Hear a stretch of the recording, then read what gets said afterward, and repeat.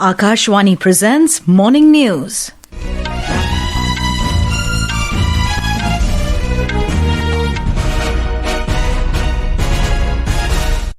Good morning. I'm Sarabjit Kaur. The headlines. Prime Minister Narendra Modi to inaugurate Common Central Secretariat building Kartavya Bhavan-3 in New Delhi today. President Droupadi Murmu says Philippines is important partner of India's Act East policy to bring stability and prosperity in the region. Relief and rescue operations underway after flash flood hits Uttarkashi district of Uttarakhand. IMD forecasts heavy rainfall in the state for next 3 days. Union Minister of Cooperation Amit Shah says National Cooperative Policy provides comprehensive roadmap for sustainable cooperative development. Parliamentary elections in Bangladesh to be held in February 2026, announces interim leader Muhammad Yunus. And third edition of Chennai Grand Masters Chess tournament to kick off today. And now the news in detail. Prime Minister Narendra Modi will inaugurate Kartavya Bhavan-3 at Kartavya Path in New Delhi today. On the occasion, he will also address a public program. Kartavya Bhavan-3 is part of the broader transformation of the Central Vista. Our correspondent reports that it is for the first among several upcoming Common Central Secretariat buildings that aim to streamline administrative processes and enable agile governance. Kartavya Bhavan-3 is a modern office complex of about 1.5 lakh square meters spread over 2 basements and 7 floors. It will house key ministries including Home, External Affairs, Rural Development, MSME, DOPT and the Office of the Principal Scientific Advisor. It will lead in sustainability with various power saving and recycling facilities resulting in 30% energy saving and also generating over 5 lakh units of electricity annually. The new building will exemplify modern governance infrastructure featuring IT-ready and secure workspaces, ID card-based access controls, integrated electronic surveillance, and a centralized command system. It will also lead in sustainability with double-glazed facades, rooftop solar water heating, advanced heating, ventilation and air conditioning systems, and rainwater harvesting. With Raisuddin, Anupam Mishra, Akashvani News, Delhi. President Droupadi Murmu has said that the India-Philippines partnership is not only beneficial for the people of both countries, it is also an anchor for peace, stability and prosperity in the region. Hosting a banquet in his honor yesterday, President Murmu added that today's elevation of the bilateral ties to strategic partnership will further bolster our multifaceted cooperation. She added that Philippines is an important partner in India's Act East policy in India's approach to the Indo-Pacific region. हमारी साझेदारी न केवल हमारे दोनों देशों के लोगों के लिए लाभदायक है बल्कि ये हमारे आसपास के क्षेत्र में शांति, स्थिरता और समृद्धि का आधार भी है। फिलीपींस भारत की एक्ट ईस्ट नीति, महासागर विजन और इंडो पैसिफिक संबंधी दृष्टिकोण में एक महत्वपूर्ण साझेदार है।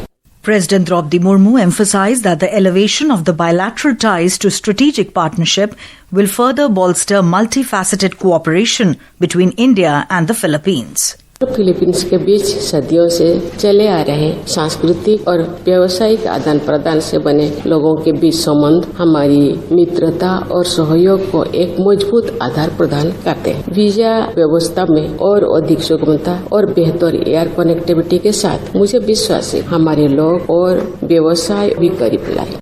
President Murmu also thanked the government of the Philippines for its strong condemnation of the heinous terrorist attack in Pahalgam and its solidarity and support for India in the fight against terrorism. Meanwhile, India and the Philippines have agreed to elevate bilateral cooperation to the level of strategic partnership. The decision was taken during bilateral talks between Prime Minister Narendra Modi and visiting Philippine President Ferdinand R. Marcos Jr. in New Delhi yesterday. In joint press statement after the meeting, Prime Minister Modi said India and Philippines also adopted the 5-year plan of action for the period of 2025 to 2029 to guide cooperation under the elevated strategic partnership during the bilateral talks. मैंने और राष्ट्रपति जी ने आपसी सहयोग, क्षेत्रीय मुद्दों और अंतर्राष्ट्रीय परिस्थितियों पर विस्तार से बातचीत की। ये प्रसन्नता का विषय है कि हमने अपने संबंधों को स्ट्रेटेजिक पार्टनरशिप का दर्जा देने का निर्णय लिया है। इस पार्टनरशिप के पोटेंशियल को परिणामों में परिवर्तित करने के लिए एक व्यापक एक्शन प्लान भी बनाया गया है। The state visit of Philippines President Marcos commenced yesterday and will continue till 8th of August. This is the first visit of President Marcos to India in his official capacity. After a devastating cloudburst triggered a flood yesterday in Kheer-Ganga River, Dharali, located in Uttarkashi district of Uttarakhand, relief and rescue operations are ongoing at a war footing. The Army, NDRF, SDRF, district administration and other concerned agencies are actively involved in rescue and relief efforts. Over 130 people have been safely evacuated so far. Under the leadership of Colonel Harshvardhan, commanding officer of the 14th Rajputana Rifles, approximately 150 soldiers are engaged in relief operations in the affected area. Additionally, 3 SDRF teams are on site and around 70 to 80 people have been relocated to safer areas in Gangotri. SDRF commander Arpan Yaduvanshi informed that additional teams equipped with advanced gear and dog squads are en route to the disaster site. Darali के विभिन्न स्थानों से 70 से 80 लोगों को सुरक्षित rescue करके गंगोत्री ले जाया गया है और ये सभी लोग सेफ हैं। 50 से 60 फीट ऊंचा मलबा है और ये लगभग दूसरी मंजिल तक पहुंच गया है और ये मलबा दलदली है। हमारी टीम रास्ता बनाने की कोशिश कर रही है। इसके अलावा रिजर्व में बटालियन हेडक्वार्टर से हमने 40 लड़कों की टीम, जिसमें पैरामेडिक्स हैं, डॉग स्क्वाड है, हमारे 2 डॉग भी इसमें जा रहे हैं। सभी के साथ हमारी टीम रवाना हो गई है। To strengthen relief efforts, 2 inspectors general, 3 superintendents of police, 11 deputy SPs and nearly 300 police personnel have been deployed. Special units of the PAC and the Indian Reserve Battalion IRB are also assisting in relief work. The Public Works Department and the Border Roads Organisation are focused on clearing the blocked roads. Meanwhile, Chief Minister Pushkar Singh Dhami reviewed the situation at the Dehradun Disaster Operations Centre last night. He directed all relief agencies to work in coordination, ensure the immediate evacuation of affected people and provide all necessary assistance. सेना के साथ भी हम लोग लगातार coordination में हैं। कुछ सड़क मार्ग भी बाधित हुआ है। बड़ी चुनौती है, इस समय भी वहां पर बारिश हो रही है। स्वास्थ्य विभाग अपने स्तर पर डॉक्टरों की तैनाती कर रहा है, दवाइयों की वहां पर तत्काल व्यवस्था कर रहा है, भोजन इत्यादि की व्यवस्था हो रही है और राशन वहां पर पहुंचे इसके लिए जिला पूर्ति अधिकारियों की पुलिस विभाग ने लगभग 160 पुलिस के लोगों को 10 सीनियर अधिकारी और 3 SP रैंक के अधिकारी वहां नियुक्त किए हैं। Our correspondent reports that hospitals in the affected region have been placed on alert to strengthen healthcare facilities.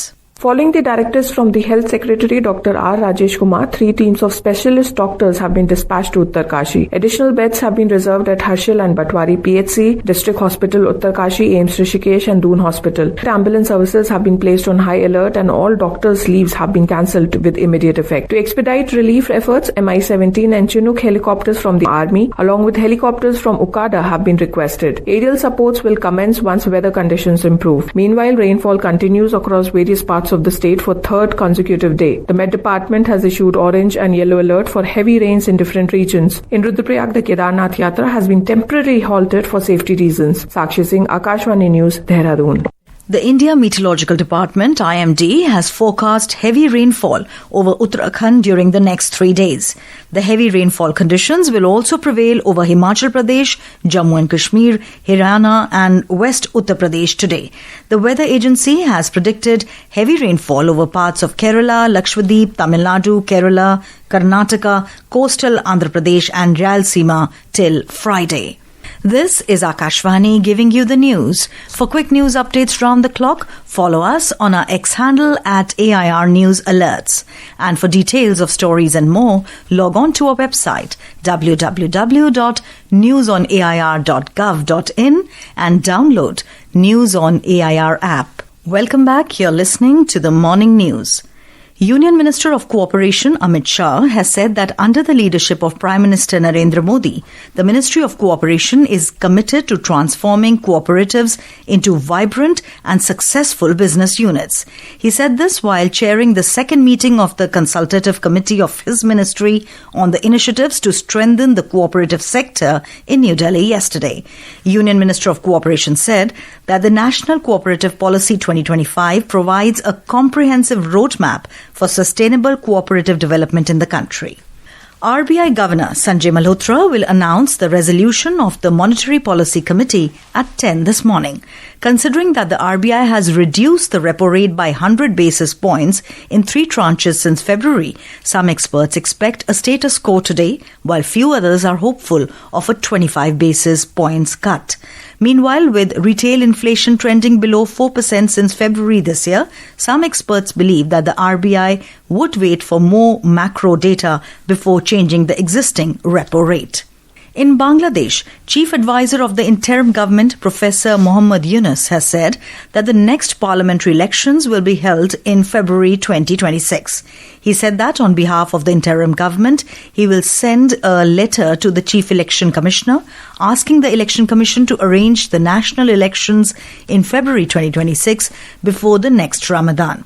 Professor Yunus made the remarks while delivering his televised address before the nation marking the July Uprising Day yesterday. US President Donald Trump has said that he never mentioned a percentage regarding an increase in tariffs on countries purchasing Russian energy.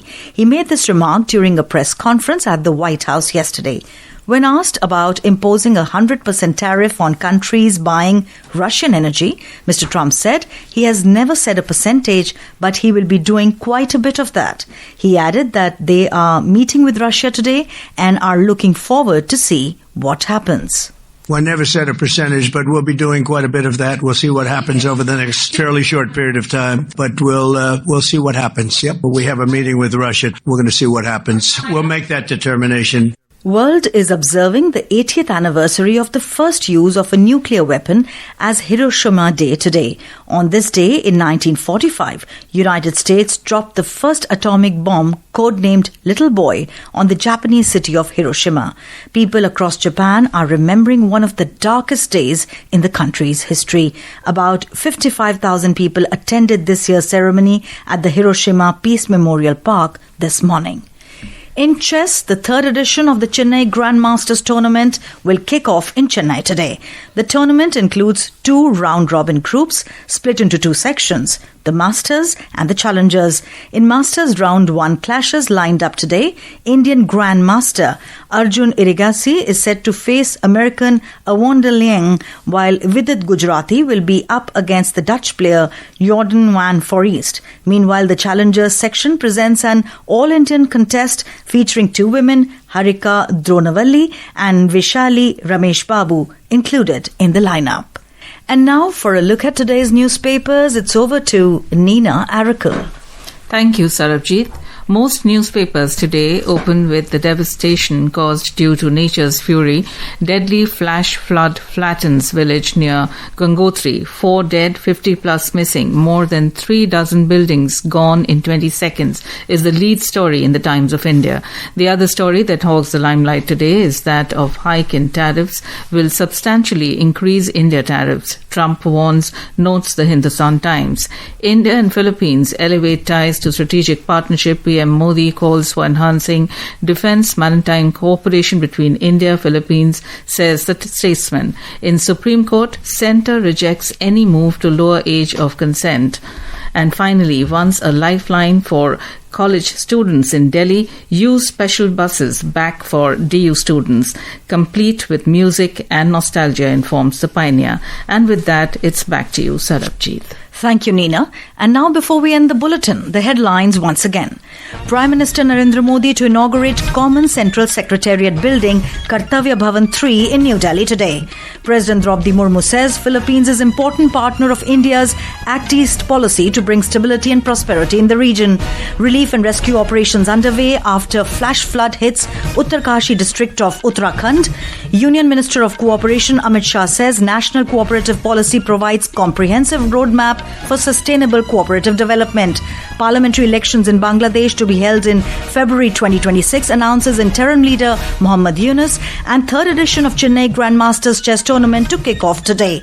And with that, we end the morning news. Have a nice day.